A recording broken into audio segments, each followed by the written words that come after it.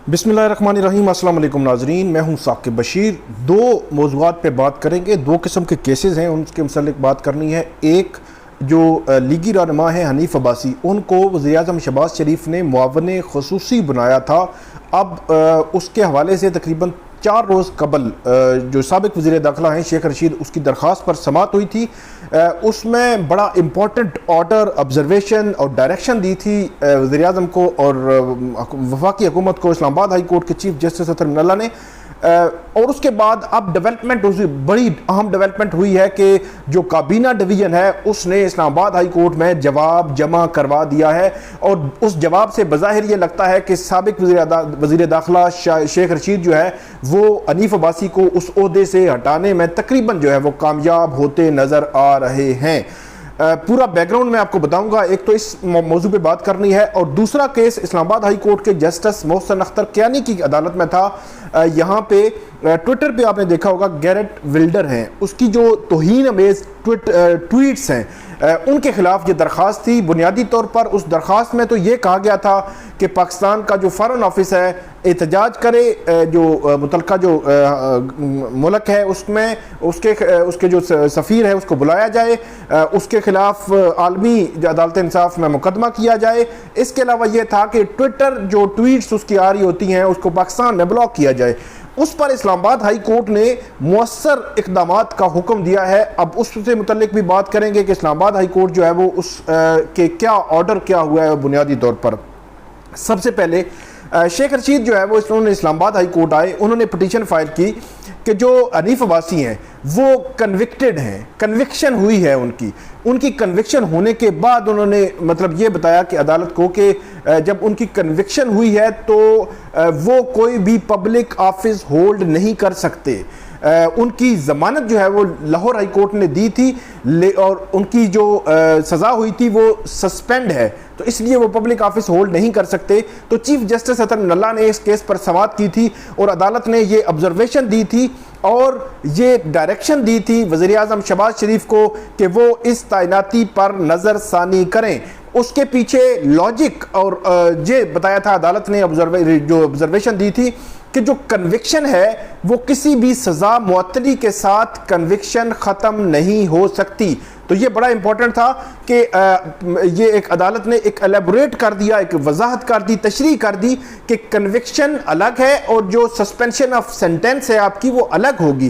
कि आपको अगर ज़मानत मिली है सज़ा मुअत्तली के बाद, उसका मतलब हरगिज़ ये नहीं है कि आपकी जो सज़ा है, जो कन्विक्शन है वो ख़त्म हो चुकी और आप पब्लिक ऑफिस उस वक़्त ही होल्ड कर सकते हैं जब आपकी कन्विक्शन ख़त्म हो जाए। तो ये बड़ा इंपॉर्टेंट जो एक पॉइंट था जिसकी तशरीह इस्लामाबाद हाई कोर्ट ने की, जिसका इम्पैक्ट जो है वो साबिक़ वज़ीर-ए-आज़म नवाज शरीफ, जो मरियम नवाज साहिबा हैं और दीगर जो सियासी कायदीन हैं जिनको सज़ाएँ हुई, जो कन्विक्ट हुए, वो पब्लिक ऑफिस होल्ड नहीं कर सकते अगरचे वो तमाम ज़मानतों पे हैं। तो ये बड़ा इंपॉर्टेंट जो है वो पॉइंट था। जो मौजूदा हुकूमत के हवाले से ये कहा जाता है, मौजूदा जो करंट सेटअप है कि लोग ज़मानतों पे हैं, तो आपका ये सवाल होगा कि शायद वो क्यों पब्लिक ऑफिस होल्ड कर रहे हैं। तो उनका मसला ये है कि अभी उनका ट्रायल मुकम्मल नहीं हुआ, ट्रायल मुकम्मल होने के बाद कन्विक्शन होती है।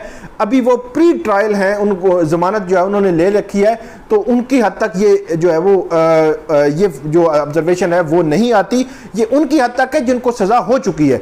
तो अब जो काबीना डिवीज़न है उसने इस्लामाबाद हाई कोर्ट में जवाब जमा करवाया है कि हमने वज़ीर-ए-आज़म शहबाज शरीफ को लिख दिया है कि आप इस्लामाबाद हाई कोर्ट के जो फैसला है, जो ऑर्डर है, जो डायरेक्शन है, उसके मुताबिक आप जो हनीफ अब्बासी हैं उसकी जो मुआवन ख़ुसूसी की तकर्री है उस पर नज़रसानी करें। तो ये बड़ा इंपॉर्टेंट जो है वो डेवलपमेंट है और काबीना डिवीज़न ने ये कहा है कि हम मुख्तसर जो जवाब है वो जमा करवा रहे हैं इस्लामाबाद हाई कोर्ट में।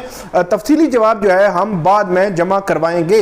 इस्लामाबाद हाई कोर्ट ने 17 मई तक का वक़्त दिया है और 17 मई तक का ये कहा है कि 17 मई तक आप इसको देख लें और उसके बाद 17 मई को जवाब जमा कराएं और फर्दर जो है वो केस आगे बढ़ेगा। तो ये अब आज की डेवलपमेंट है। इस सारे का लुबे लुबाब जो मैं अगर आपको बताऊं तो साबिक़ वज़ीर दाखिला शेख रशीद जो चाहते थे वो होता नज़र आ रहा है। बज़ाहिर ऐसे लगता है कि वज़ीर-ए-आज़म शहबाज शरीफ जो हनीफ अब्बासी हैं उनको इस ओहदे से हटा देंगे। तो ये एक जो केस था उसकी डेवलपमेंट थी, काबीना डिवीजन का जवाब था, उससे मुतालिक आपको आगाह किया। दूसरा केस इस्लामाबाद हाई कोर्ट के जस्टिस मोहसिन अख्तर कियानी की अदालत में ट्विटर पर जो तौहीन अमेज ट्वीट्स हैं, गैरेट विल्डर है, हॉलैंड का एक पॉलिटिशियन है, उसने जो तौहीन अमेज ट्वीट्स करता रहता है, मुस्तकिल करता रहता है। तो इस्लामाबाद हाई कोर्ट में एक पिटीशन आई थी, उसमें एक कि दफ्तर खारजा उनके सफीर को बुला के एहतजाज करे, दूसरा आलमी अदालत इंसाफ में उसके खिलाफ जो है वो केस किया जाए, और तीसरा जो उसका ट्विटर अकाउंट है उसको ब्लॉक किया जाए पाकिस्तान की हद तक कम से कम। तो ये इस्लामाबाद हाई कोर्ट ने उस पर फैसला जारी किया है, और जस्टिस मोहसिन अख्तर कियानी ने कहा है कि जो पीटीए है और इसके अलावा वजारत जो इंफॉर्मेशन टेक्नोलॉजी वो इस हवाले से मुअस्सर इकदामात उठाए, ये बड़ा इंपॉर्टेंट है। और इस्लामाबाद हाई कोर्ट ने यह भी कहा है कि जो वजारत इंफॉर्मेशन टेक्नोलॉजी है इस मामले की सेंसिटिविटी को मद्देनजर रखते हुए इसको जो फेडरल कैबिनेट है उसके सामने भी अप्रोप्रिएट एक्शन के लिए फेडरल कैबिनेट के सामने भी रख सकती है। तो ये बड़ा इंपॉर्टेंट है। इसी के साथ इस्लामाबाद हाई कोर्ट ने जो पिटीशन है उस पिटीशन को रिप्रेजेंटेशन बनाकर वजारत जो है वो इंफॉर्मेशन टेक्नोलॉजी और पीटीओ को भेज दिया है कि जो इस पिटीशन में कहा गया है आप इसको देखें, जो पिटिशनर है उसको सुने, और उसके बाद अप्रोप्रिएट ऑर्डर्स एक्शन जो है वो आपके नजर आने चाहिए।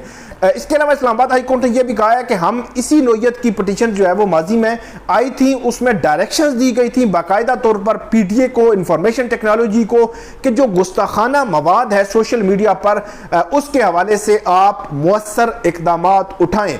तो अब दोबारा से इस्लामाबाद हाई कोर्ट ने यह डायरेक्शन दी है। बुनियादी तौर पर इस्लामाबाद हाई कोर्ट ये लिखती है कि ये इस मामले को, इस पिटीशन को देखने के बाद अदालत इस नतीजे पर पहुंची है कि ये एक पब्लिक इंपॉर्टेंस का मामला है, मफाद आमा का मामला है, जहां पे जो मुसलमान हैं उनके जज्बात मजरू हुए हैं या हो रहे हैं। तो इसलिए अदालत ये समझती है कि वजारत आईटी और इसके अलावा पीटीए को और गवर्नमेंट को इस मामले को देखना चाहिए, और उसके बाद इसके हवाले से अप्रोप्रिएट एक्शन जो है वो लेने चाहिए, ताकि ये जो मुस्तकिल एक सिलसिला है ट्वीट्स के जरिए तौहीन अमेज ट्वीट्स जो है वो की जा रही हैं, ये सिलसिला किसी तरह या तो रुक सके, या ये है कि इस्लामाबाद जो पाकिस्तान की हद तक उसको ब्लॉक किया जाए। अब ये देखना होगा कि क्या पीटीए इस्लामाबाद पाकिस्तान की हद तक उसको ब्लॉक कर सकता है या डाउन कर सकता है या नहीं। बड़ा इंपॉर्टेंट है, बड़ा टेक्निकली और जो है वो उसमें टेक्नोलॉजी का बड़ा इस्तेमाल देखते हैं कि अब इसमें फर्दर क्या जो है वो पीटीए और इंफॉर्मेशन टेक्नोलॉजी इस हवाले से क्या करता है। इस्लामाबाद हाई कोर्ट ने मुअस्सर इकदामात का हुक्म दिया है फेडरल गवर्नमेंट को। तो ये नाजरीन आज की दो खबरें, दो केसेस जिनके हवाले से फैसले आए और उसके हवाले से डेवलपमेंट थी, वो आपके साथ शेयर की। उम्मीद है आपको पसंद आएंगी। इस पे आप फीडबैक ज़रूर दीजिएगा, कमेंट ज़रूर कीजिएगा। बहुत शुक्रिया।